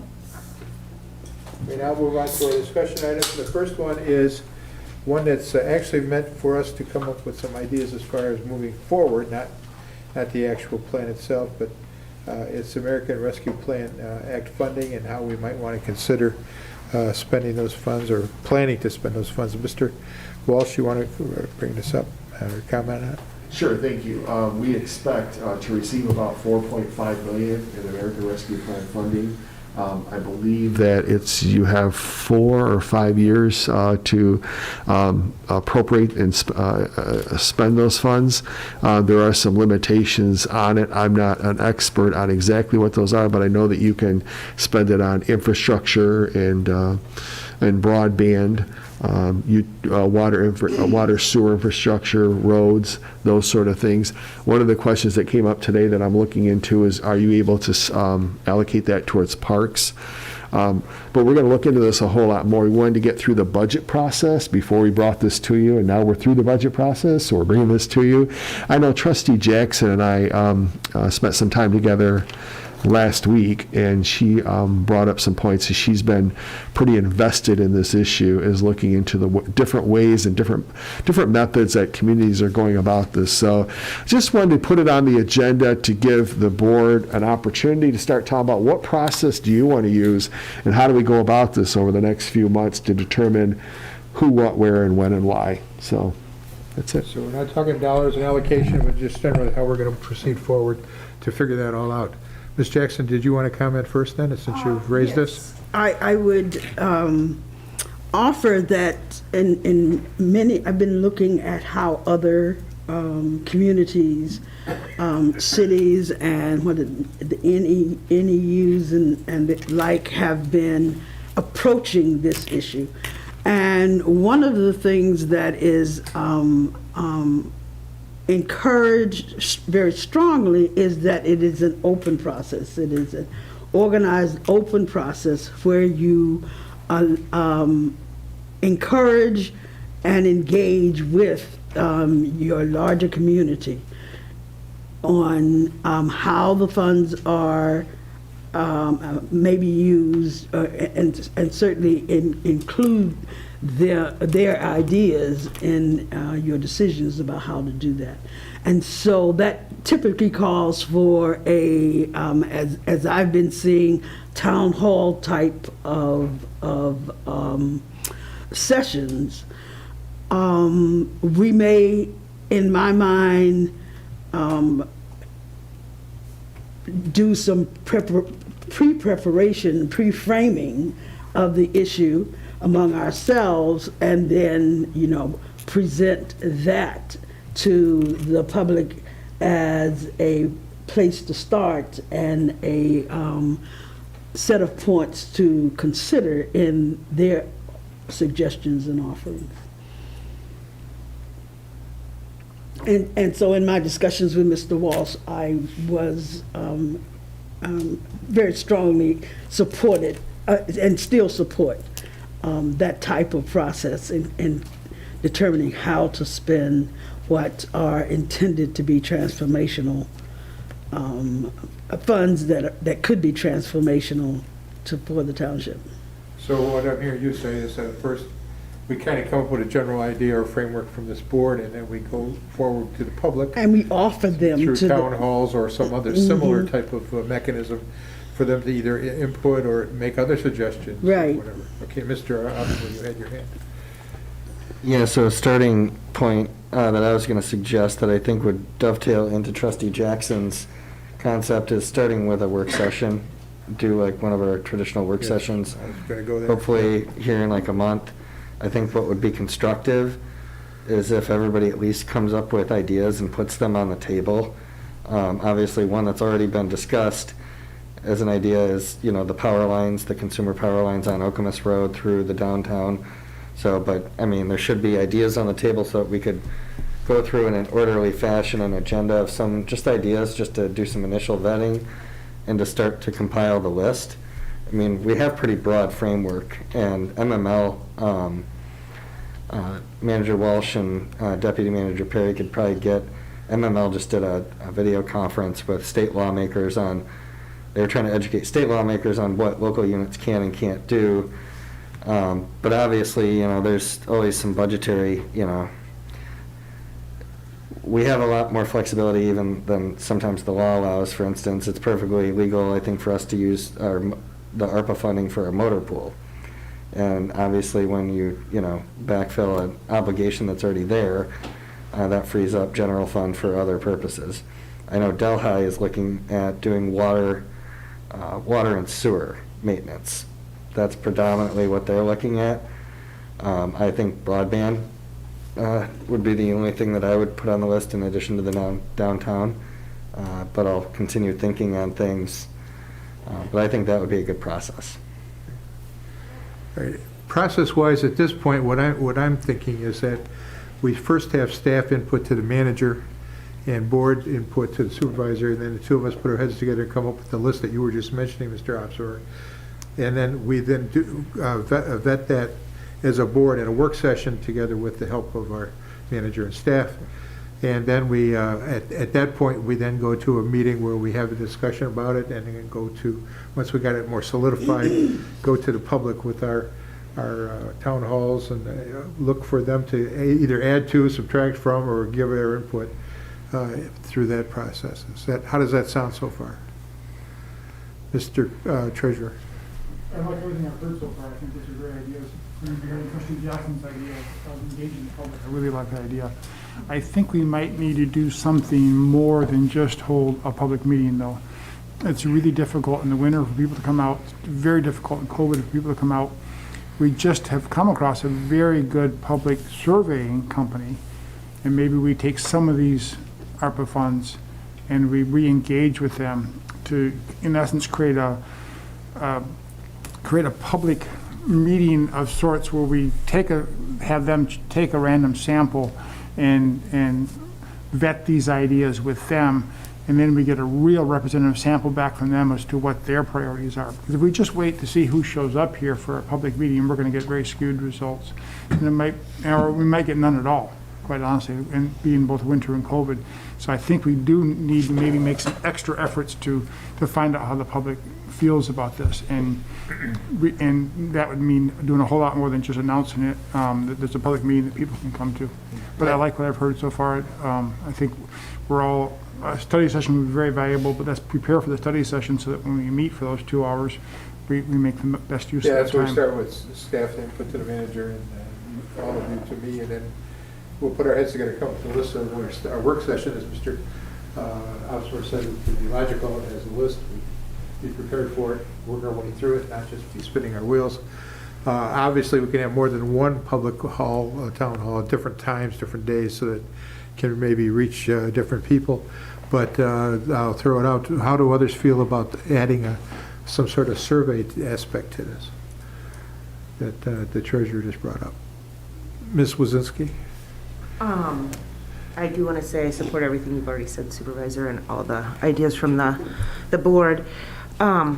While Treasurer DeShane was talking, I was thinking we already have a survey that might be a way to address some of the, I'd have to think about it that way, but address maybe some of the gaps. In public health, we call it a community health needs assessment. So similar to an evaluation, you're identifying those needs or those gaps for that community, but we may already have some of that information in the survey we just completed. So I'm not opposed to it, but I feel like maybe we already have some of that information, and for me, I'll review that and I keep an open mind on if we need additional. Clerk and then Mr. Absmer. Thank you, Supervisor Smith. I agree with Trustee Wazinski. And I guess I would ask Manager Walsh, because I think some of the purpose of the survey was to find out how people felt about broadband and maybe some other topics that this money could be used for. I don't know if that's incorrect or if that's part of what the survey was about. But I also concur with what everyone else has said. I love what everyone else has said, and I'd also like to, and Manager Walsh probably has a better pulse on this, with all the meetings that he attends, how other boards and commissions, maybe they have some ideas, or maybe we have, the manager used to host these breakfasts with them, and so I don't know if maybe there's a meeting he could have with the chairs of the boards and commissions and maybe collect their ideas as well and get their input. Maybe they have something that, that we're not thinking about or can expand upon ideas. I'd like to see that sort of meeting happen. Board of Commissioners, but I think it's a good idea. We can certainly put the word out to all the boards and commissions that at their next meeting, not the next, but at the right time, that they, at their meeting, they discuss this and come back with something to us as well. Yeah. Mr. Opsmer, you were next. Yeah, so on the survey specifically, certainly not opposed. We did have one question in there. We essentially asked, I was trying to pull it up, but I couldn't get it pulled up in time. We did essentially ask, what is that, service that you really want improved, right? It kind of got at this, and it had 5 or 6 different options, but I can't remember exactly what, and we're probably going to come up with ideas that aren't there, so we could decide, how many ideas do we come up with that aren't there on that question, versus how many are there, and MSU was relatively cheap compared to Cobalt for the survey. So, we could go back to MSU if we see merit there. I do think we need to be cautious in how many ideas we collect overall, just because 4.5 million is not that much. It sounds like a lot. Our road millage is 40 million when you put in the general fund contribution over the 10 years and the new road millage. It's $40 million in 10 years. So ARPA is 1/10 of what this board did in 2019 and what our voters did with 60% support. So this isn't earth-shattering money. I think in all likelihood our bang for our buck is in a few items, maybe one or two even. But just to throw an concept out there, we also have to, there has to be a needs assessment. So like one thing, I'd be curious if what Township Park staff think about the farmer's market, for instance, because I know we are already at capacity. We have like no excess capacity, at the farmer's market. So, you have to have needs assessment recognition too, and the public doesn't always know if there's needs assessment. So does Director Maisner think, there's merit to any kind of expansion there? Because obviously this is one-time capital outlay. So, but most of the public wouldn't know, unless you're a vendor trying to get in, that you can't get in and that you're on the waiting list already. But then there's also complicating factors. Consumers' energy, power lines, we don't control that. Farmers market, we don't control the land adjacent to that. So there's all these complicating factors outside of our control too. But love the idea, and I love the thought of, I think town halls would be great, because I think the dialogue, I think it's a good dialogue conversation, because that needs assessment staff can address, and I think it would be good community dialogue, because we don't often dialogue about, well, we have this money, what are we going to do with it that's meaningful and impactful, right? Well, under the plan we have right now, tentatively, that dialogue would be happening at a point where we had things somewhat narrowed, so that it would not be, although the public obviously can bring up new ideas, et cetera, it would not be all wild conjecture. To turn Senator Dirkson's upside down, who said, millionaire, pretty soon you get real dollars.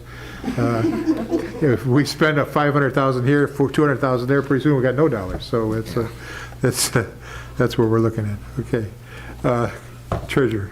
One more comment about the survey. We did see a strong response to broadband on our community survey. And that was good information to have.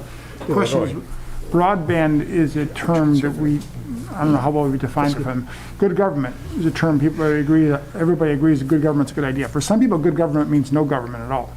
I mean, it's small, out of my way government. Other people mean good government means, full service staff. They don't care about taxes. They just want to make sure they've got all the government they're ever going to need. So we have to define, once we define what this broadband idea is and what it would mean for them with taxes, that's the question I think we should take to our voters before we proceed with broadband.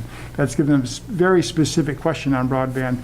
Would you support this for this amount of taxes, if that is the proposal the board comes up with, rather than the generally nebulous idea of broadband. Everyone likes broadband. Broadband is essential in this society we're in today. Without broadband, you're out of touch with your neighbors and the rest of the world. So it's a concept we all agree we need. The question is, what are we proposing when we say broadband to our voters? And to back up, Trustee Opsimer, $4 million is going to go pretty darn quickly. And so we need to be judicious about this and think about what we're going to offer and make sure that we aren't offering $40 million worth of ideas when we really only got $4 million. So we're going to set expectations too high, and then people come back and say, oh, they wasted that money. Well, we didn't waste it. We just set expectations to a level that we were never going to be able to meet. Okay, I think we had a pretty good frame. Oh, Ms. Wozinski. Just one question, so I can do my homework. What is our timeline for I guess appropriating these dollars? Lots of time. Yeah. Years.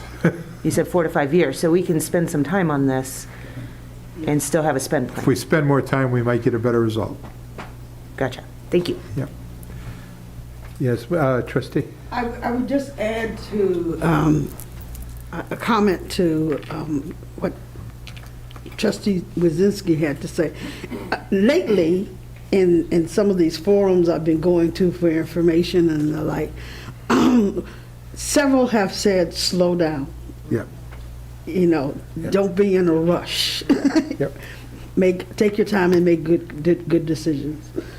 Yeah, when time's available, use it. Yeah. All right, this is something we can fine tune as we go along. I think we've put together a pretty good start. And we will have in your packet next time a kind of a summary of where we are now, and we can then discuss a little more and fine tune it. Okay.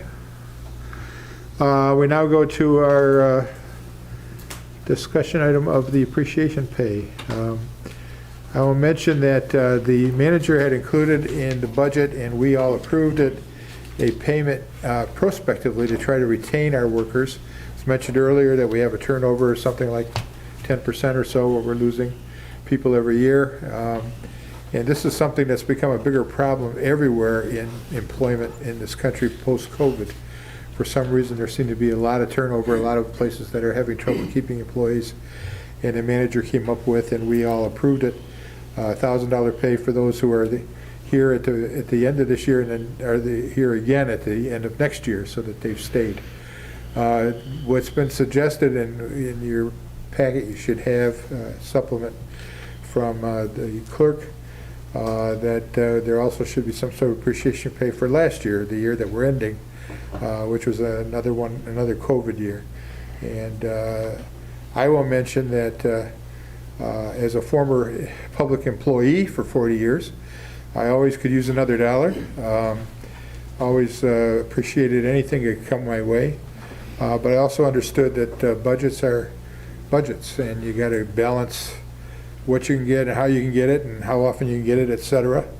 And that there's actually more value sometimes in getting a raise that's a percentage of base pay over a lump sum that comes and then disappears, and then you don't see it again, and it doesn't get added to your base pay. So this whole idea is a little bit tough for me.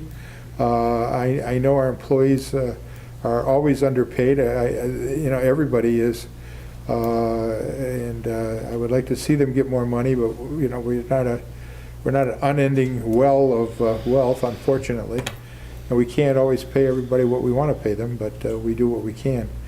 So with that, Ms. Guthrie has proposed, though, this additional pay for last year, and I'll let her take it from there. Thank you, Supervisor. I appreciate that. Like you said, the Township Board at the September 21st meeting approved a $1,000 retention payment for employees who worked between from January 1st, 2022 to December 31st, 2022. And I commend the manager for bringing that to the board, for the board to vote on, and for thinking of a retention plan and thinking outside the box and some ideas of how we can retain employees. And I think there have been a number of other ideas that have been presented that the manager has worked on that I think the employees have been very appreciative of, and I think the board has been appreciative of those ideas as well. Some flexible time, I know that's something that's been discussed, that's been implemented. Dressing down, I know that's something that's been discussed and implemented, and I know employees appreciate both of those things. And we've heard from Manager Walsh the appreciation from employees not only for the flex time, but also for being able to dress down, and also the $1,000 that the Township Board budgeted. But what we felt, and I think a lot of this probably was triggered from the MML conference and many of the equity sessions that we attended, and the large, there seemed to be, like Trustee someone said earlier, there seemed to be a theme of equity and diversity inclusion at the MML conference. And so we felt that not only do we think employees should have this $1,000 retention payment next year, but also, something that we can do this year to show appreciation for them, and to have a one-time payment this year as well. We felt if we have the ability to do that, next year, and probably speaking out of the manager can correct me if I'm wrong, but I'm thinking this is sort of a plan that he has for retention into the future of how we can do things. And so we put together this memo. We want the staff, I think collectively, I know collectively that we appreciate all that they've gone through, working from home with family members at home, balancing all of that, providing excellent services for our township residents throughout that entire time, balancing, working, we're still wearing masks at the township, the ability for them to work an 8-hour day with a mask on.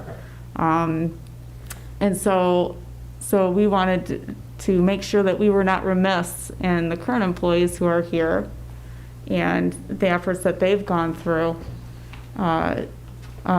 during this time, and their resiliency. And so it was our suggestion to do and have a discussion about a one-time payment for each of the employees, and to discuss that. And I don't know if there's something, maybe another board member has a broader idea of, percentage increases or something like that. This is, something we thought of, for this year. I do want to mention, your memo says something about may have misled the manager in the board's direction. That was not true in my case. I understood totally what was happening and did not mislead the manager. And I want to make that clear. Okay. Ms. Jackson? I fully support the proposal that is before you, partly because I saw in the budget proposal for a payment at the end of 2031 the description as an incentive to continue to work for the township. And in my mind, we had missed an opportunity. I felt like we had missed an opportunity to show our appreciation for the accommodations made by all of the current employees over the last 2 years to keep Meridian Township's operations going and available and open to the public. And I am very appreciative of that effort. The changes in their work habits, how they had to figure out how to work from home and work in the building with the incumbent risks that occur and being out of their homes. These kinds of things were present for all employees. And I think that the success that the township has had over the last 2 years in maintaining successfully its service and objectives for serving the public are in due large part to the willingness of our employees to undertake the kinds of adaptations they needed to do to make that happen. And so I am very much in support of a one-time appreciation award to demonstrate how much and how important all of those changes and adaptations have meant to the successful operation of the township. Other board members? Trustee Asmer. Thank you Supervisor Steikat. So in my place of work, we do, they're one time, they're not budgeted, and they're not known to staff in advance, but we do holiday bonuses. They come in the December payroll, they're notified, or staff are notified in November, so we get like a 1 month notice on it. So it is paid out kind of like an ad hoc bonus, not as a retention bonus. But I do work in somewhat of an unorthodox environment. The house is a unique environment to work in many respects. So I don't know how often other places do generic bonuses, but it's not uncommon. So I'm certainly in favor of this, if this is the direction the board wants to go. I do want to throw out, just for everyone's option and consideration, because we have talked about this. I've talked to a number of people on the board. I've talked to the manager. When we historically look back, when you go back prior to the Great Recession, prior to 2008, there were instances where the township would do 3% raises or other raises. We actually instituted pay freezes, and of course, a lot of positions were eliminated during the Great Recession when revenue actually fell. It's very, very, very uncommon for a local unit of government that relies predominantly on property taxes to have declining revenue. So we had declining revenue, and we eliminated positions through attrition and put pay freezes in. And then I think it was 11 or 12 where we actually started doing raises again, and we've been doing 2%. Obviously, that doesn't keep up with inflation. So when the manager proposed what's in the 2022 budget, I said I thought it was phenomenal, because I thought for a one-time thing, flat adjustments or lump sum payments, however you want to refer to it, there's a great deal of equity in it. I didn't really pay attention to how or when or why it went out. I was looking more about the equity and how it was allocated, but my only other thought on that was long-term, I would still like to see us get back to a 2.5 or a 3% annual increase, and I'd like that to be something sustainable, because the cost of living adjustment is typically in that 2 to 4% range. And so right now, only on the best year in terms of inflation are we really meeting cost of living adjustments, but we provide phenomenal services like we talked about earlier with our benefit packages and the flex time that the manager implemented, and that was at the request of staff. So that all originated when 2 years ago in 19, we had staff come to management due to daylight savings time and when it gets dark, and not wanting to drive long distances at night. So some of our staff don't live close to Township Hall, and then that kind of evolved into more of this flexible before and after work. But all of that is to say, I would say, do we want to look more holistically, and do we want to look broader and talk, with management in that respect? Or it could be a combination. I'm certainly not opposed to giving out the lump sum allocation. I do think our township employees work very hard for our citizens. I also acknowledge that, I think management is doing everything they can to help support our employees and empower them. And we talked about that again tonight with the IT systems, right? So we're trying to equip them and with the tools that they need to be successful in delivering customer service. But during my time on the board, what I've generally seen is phenomenal customer service from our staff when residents call in, whether it's Public Works or whether it's Parks and Rec or whether it's the police department, the fire department. There's some phenomenal stories for our first responders and how they serve the community. So certainly I'm not opposed to it, but I would just throw out there for everyone's consideration the more holistic approach and how we look at this and forecast this long-term, because I would love to see us get to a sustainable place where we're supporting everybody, and people have kind of an expectation of what may or may not come. And, I did do some back-of-the-envelope math on that, but I'll turn it back over to other folks for consideration. Thank you. Treasurer.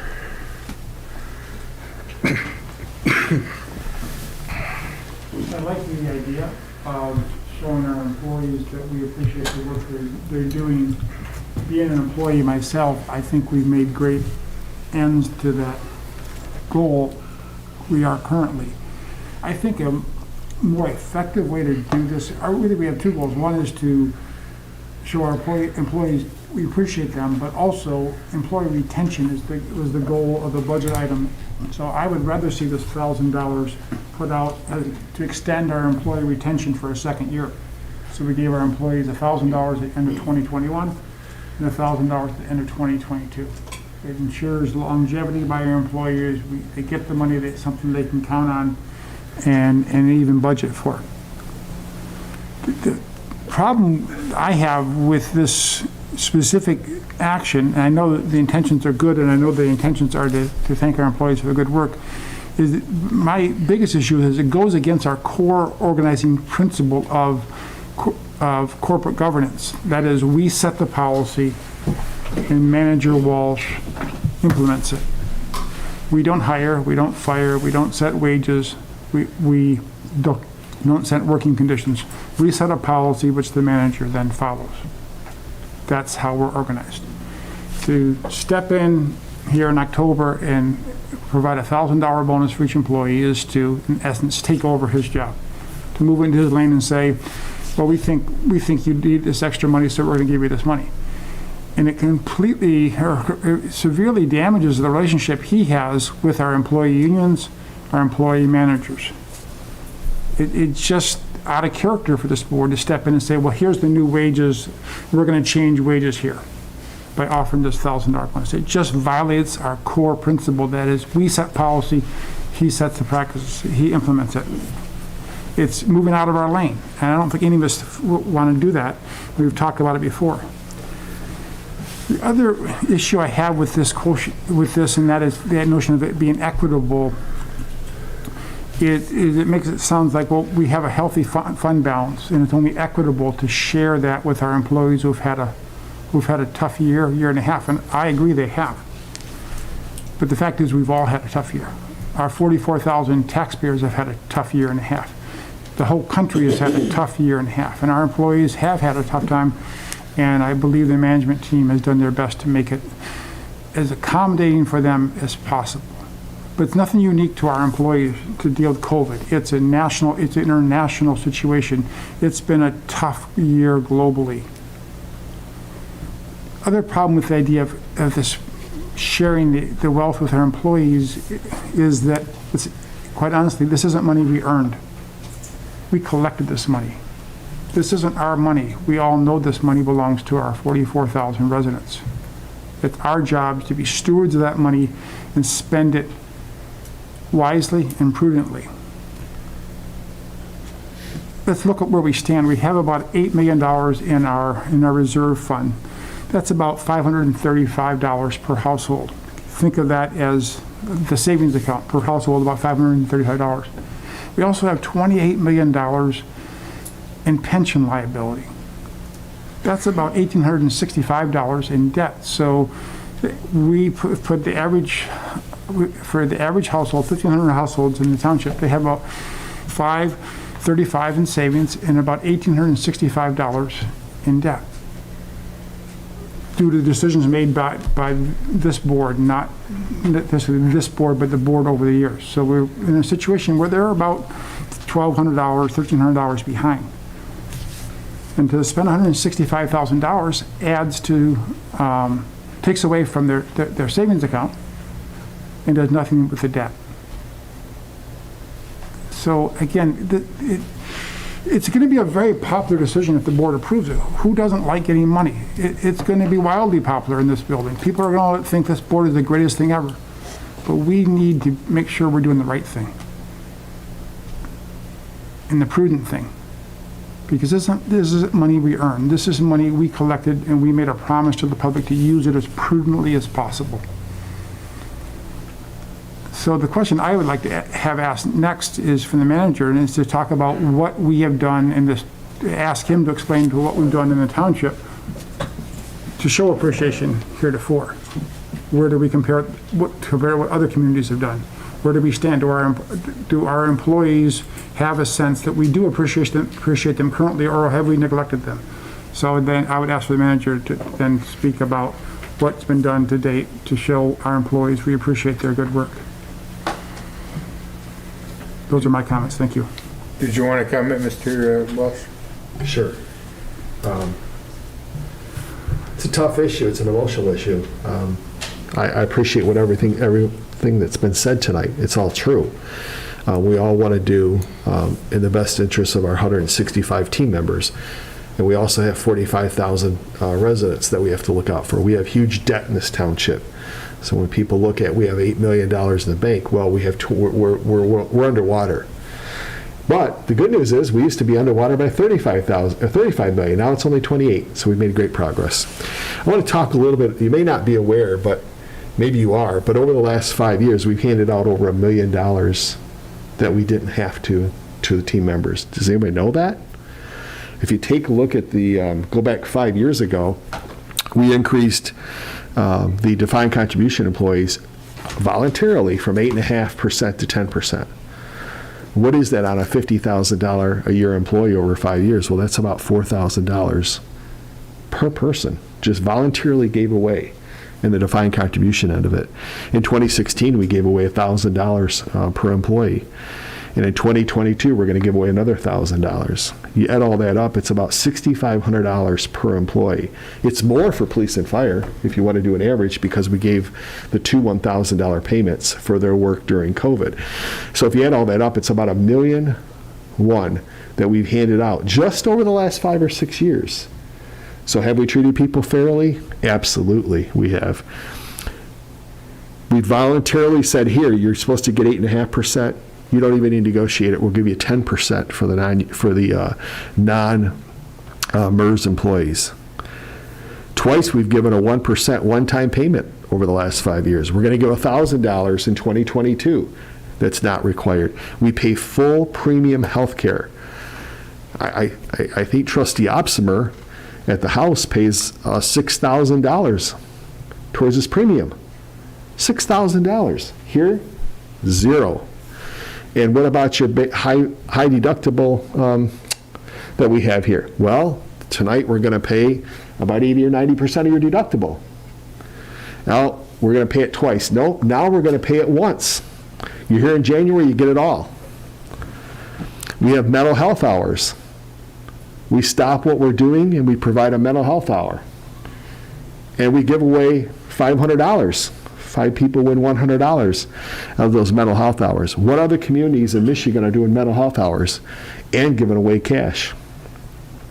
Summer picnics. We just had our 9th annual summer picnic. Half a day off, sponsored by the Fahey Law Firm. And not only half a day off, but here's 100 gift certificates to give out, and here's 2 $500 winners on our summer picnic.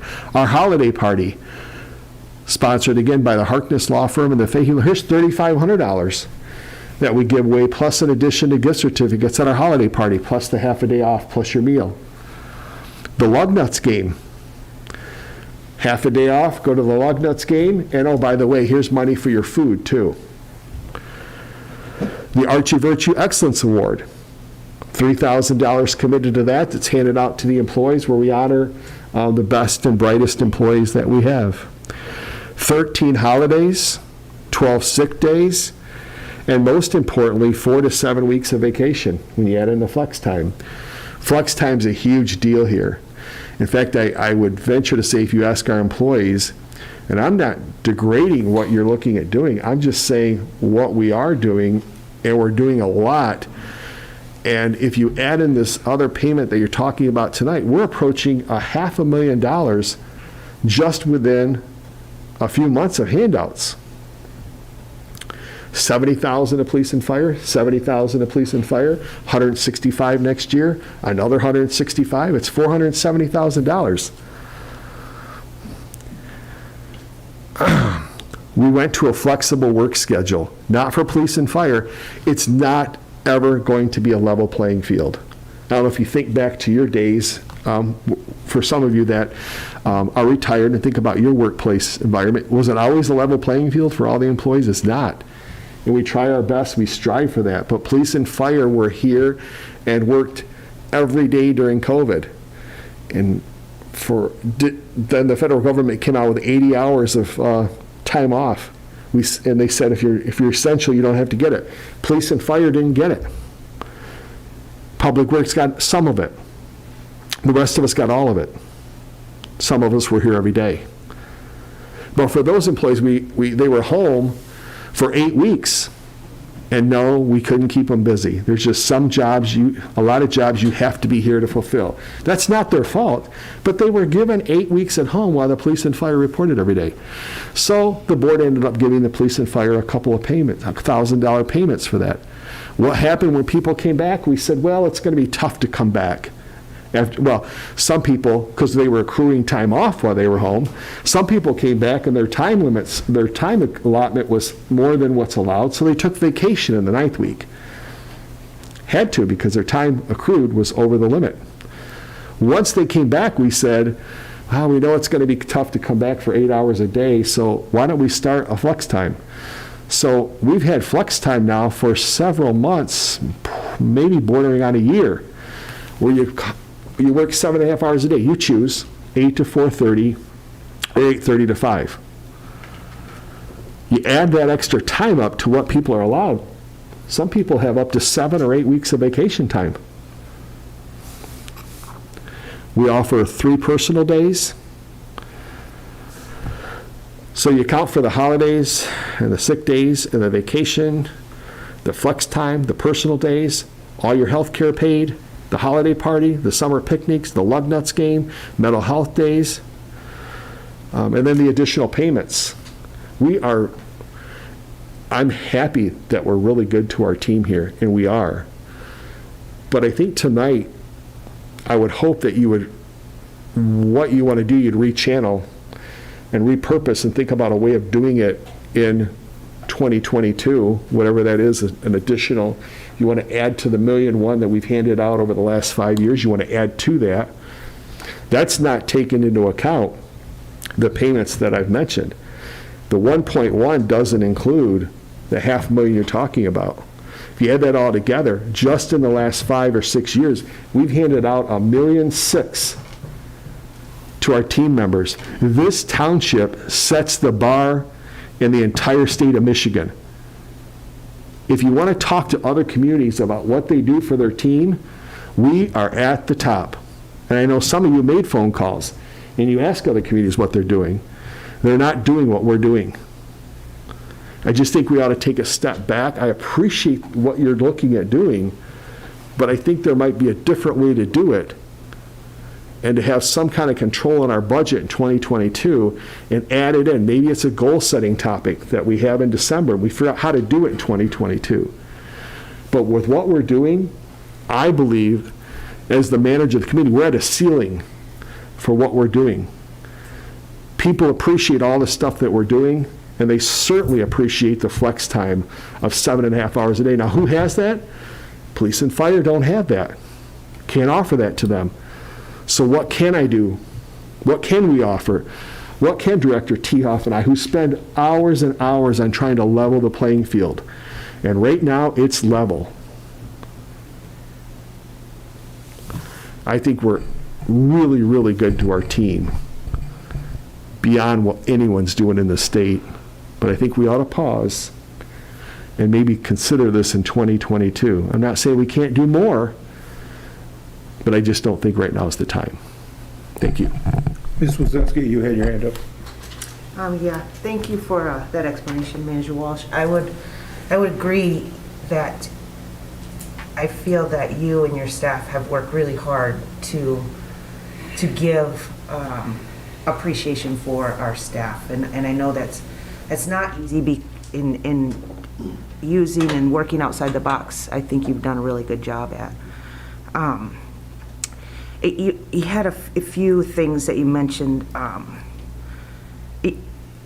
I'm looking at this from an equity lens, and I want to say that I wish I would have, to Supervisor's comment about the board maybe not giving a lot good direction at first.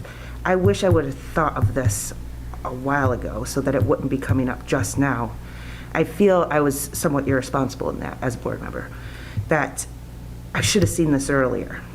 With that being said, you mentioned that we can never be equal.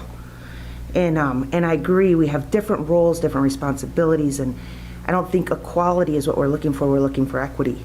And so equity is a bit different, where I think you've tried really hard to do that in bringing people from different spots and providing appreciation. I still, I look back and think, or maybe here's a question. We are providing appreciation pay in 2022. So my question is, why did I not catch we're not doing it here in 2021? And so I feel a responsibility to make that more equitable on that sense. If we're going to do it in 2022, why aren't we doing it in 2021? We want to retain our employees, but we should also think about retaining them now, not at the end of 2022. I mean, both of those are great. I also...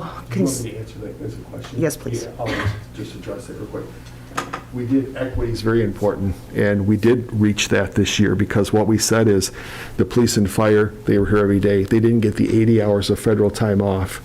Everyone else did get it off. That's not equitable. So we'll give the police and fire a couple $1,000s to balance that out. Well, then what we did on the other side of the coin was we said, okay, you can start working and getting 3.5 weeks more vacation. Police and fire, you can't have that, obviously. You have to be here. We can't tell police and fire to go home early every day. So what we did is we took the entire other group that you're talking about tonight, and we said, we'll give you 3.5 more weeks of vacation. You can start coming in a half hour every day. You get a half hour. My question was, we're doing it in 2022, we're making that happen. Why are we not doing it in 2021? Well, 2022 is a retention. It's not a appreciation. There's a big difference between appreciation and retention. Yeah, the appreciation that we did this year was police and fire. You didn't get, and this is, I'm telling you, this was a whole decision tree that involved Chief Plaga, Chief Hamill, HR Director, Mr. Perry. Okay. It goes back, and again, it goes back to, and it's talking 2021, what you didn't get in time off, the extra $2,000 that police and fire received. On the other hand, and if I ask the employees, would you rather have $1,000 this year, or would you rather come in a half hour late or a half hour early every day of the year?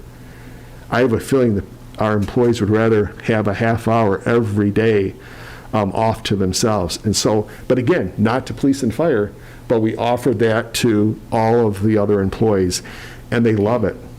And they also really love the casual work that we're doing.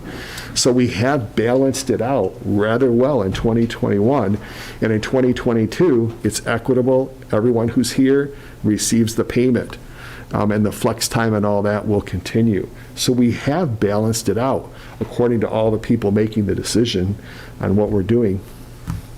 Thanks for reiterating that. I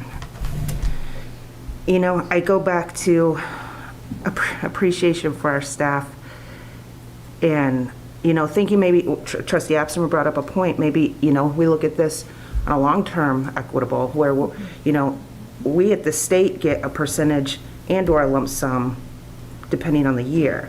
And so is a lump sum something that long-term going to most benefit? Not sure, but I can say that I know the reason we do it is because it is more fiscally doable in certain years than it is in others. So to me, a $1,000 lump sum to an employee that has been struggling with coming in, working with a mask, working with public, being exposed in the public, as well as making accommodations at home with kids not in school, working to figure out how the Wi-Fi is going to work every day. How's my 10-year-old going to go to school while both of his parents are at work? And just appreciating that our employees went through all of that and are still serving our public. So I am ready to support this, given everything that Mayor Walsh, you've already done for these folks and our staff. So that's... Anyone else? Mr. Officer? I just had a clarifier because I've never asked this. So with the flex time, can they accrue that, like their sick leave or anything like that? Or is it just you use the flex time or you don't? Right, you either work 8 to 4:30 or 8:30 to 5 every day. Okay. It's the most popular thing we've done, bar anything that we've done financially for our team. That's the thing that they really appreciate. So if we look at appreciating our employees this year, we've done that. We've offered them 3.5 extra weeks of vacation time. And not reiterating the whole healthcare thing and all the stuff that we do here. And what was the fiscal impact? One other question. What was the fiscal impact annually for taking the DC, the defined contribution employees, from 8 to 10% on our employee contribution? We took them from 8.5 to 10%. 8.5. So 1.5%, I don't have the number in front of me, but probably it would be on about, I'd be guessing to know, because I'd have to break out the police and fire from that because they're separate. Okay. I don't have all that, but tens of thousands of dollars per year. Okay. Yeah. Thank you. And we did that as a volunteer. We've appreciated them every year, and this year we have as well. I hope that you'll set this aside and look at doing something. If you want to appreciate them, look at something extra on base next year. It's just, it's, to me, this is skewing things in the wrong direction.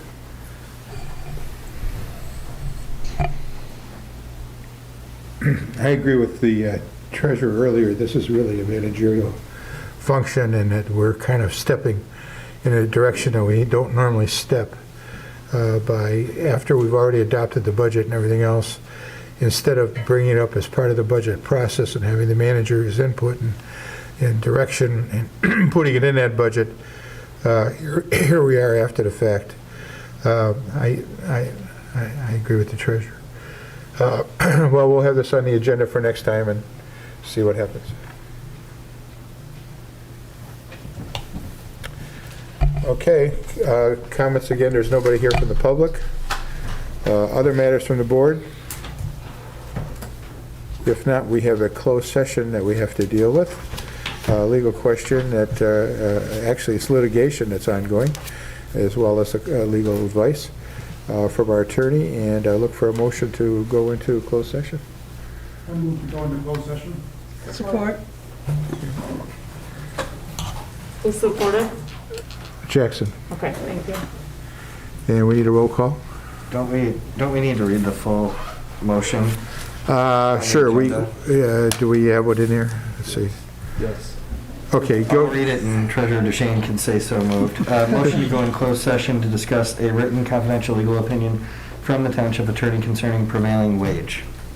So moved. Okay. Supported by Jackson, right? You supported it earlier. I did. Say support. Support. Thank you. All right. We still need that roll call. Trustee Sumlin? Yes. Trustee Wazinski? Yes. Supervisor Stajka? Yes. Clerk Guthrie votes yes. Treasurer DeShane? Yes. Trustee Jackson? Yes. Trustee Osmer? Yes. Motion carries 7-0. I would ask that anybody who's not directly involved in the closed session leave the room, and we'll stay here then for our closed session.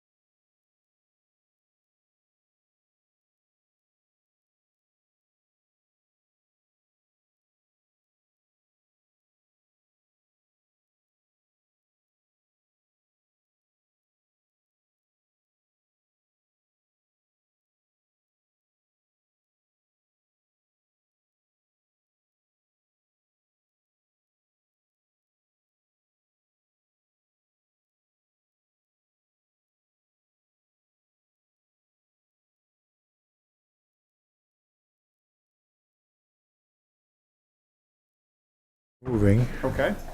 Here, I'll hold. You get the chair?